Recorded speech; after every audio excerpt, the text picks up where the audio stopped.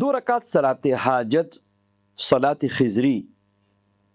ہمارے اکابر نے لکھا ہے کہ حضرت خضر علیہ السلام نے کسی اللہ والے کو یہ 2 رکعت نفل سکھائے تھے، اور اس کو ہر حاجت اور مقصد کے لیے آپ پڑھ سکتے ہیں۔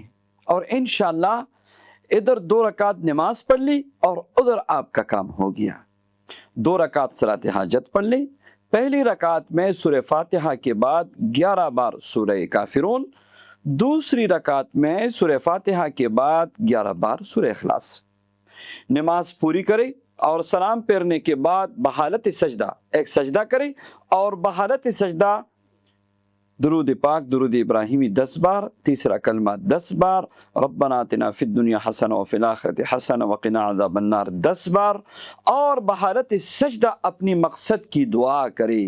تو انشاءاللہ ادھر آپ نے سجدے سے سر اٹھایا، ادھر آپ کا مسئلہ حل ہو گیا۔ بہت ہی مجرب ہے۔